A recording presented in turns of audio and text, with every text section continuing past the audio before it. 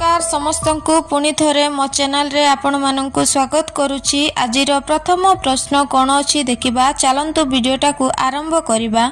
पृथ्वीर सबुठारु उच्च प्रतिमूर्ति बा स्टाच्यूर नाम कौन अटे? उत्तर स्टाच्यू ऑफ यूनिटी बा एकतार प्रतिमूर्ति। 2 नंबर प्रश्न स्टाच्यू ऑफ यूनिटी बा एकतार प्रतिमूर्ति केउ देश रे अवस्थित? उत्तर भारत इंडिया।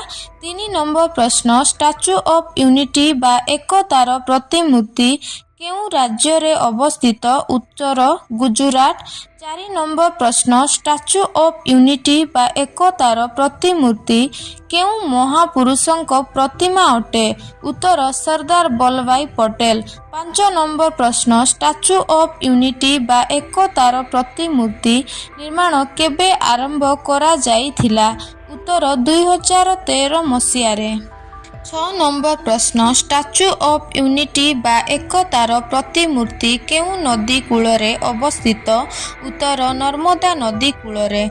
7 नंबर प्रश्न स्टाच्यू ऑफ यूनिटी बा एकतार प्रतिमूर्ति नर्मदा नदी कूलर द्वीप पाखरे अवस्थित? उत्तर साधुबेट द्वीप पाखरे। 8 नंबर प्रश्न स्टाच्यू ऑफ यूनिटी बा एकतार प्रतिमूर्तिर उच्चता केते मीटर अछि? उत्तर 108 मीटर अछि। 9 नंबर प्रश्न स्टाच्यू ऑफ यूनिटी बा एकतार प्रतिमूर्ति केते फुट अछि? उत्तर 597 फुट अछि। 10 नंबर प्रश्न स्टाच्यू ऑफ यूनिटी बा एकतार प्रतिमूर्ति रो डिजाइन किए करिथिले? उत्तर राम बी सुतार। 11 नंबर प्रश्न स्टाच्यू ऑफ यूनिटी बा एकतार प्रतिमूर्ति निर्माण करिवार ठिका केउ कंपनी को दिया जाइथिला? उत्तर लार्सेन और ट्रिब्यू। 12 नंबर प्रश्न स्टाच्यू ऑफ यूनिटी बा एकतार प्रतिमूर्ति निर्माण पाई केते टंका लागिथिला?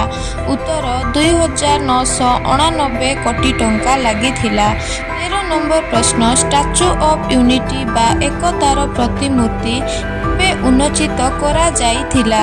Very important question. उत्तर 31 अक्टोबर 2018 मसीहारे। 14 नंबर प्रश्न स्टाच्यू ऑफ यूनिटी बा एकतार प्रतिमूर्ति निर्माण करने केते वर्ष लागिथिला? Very important question. उत्तर 5 वर्ष लागिथिला। 15 नंबर प्रश्न किए लाल बहादुर पटेल को सरदार आख्या देइचंती? उत्तर बारडोलीर महिला माने। यह थिला आजिर शेष प्रश्न। यह थिला पार्ट 1। आपण मानक ये वीडियो केमती लगिला निश्चिंत जनइबे। पार्ट 2 मु जल्दी अपलोड करबी।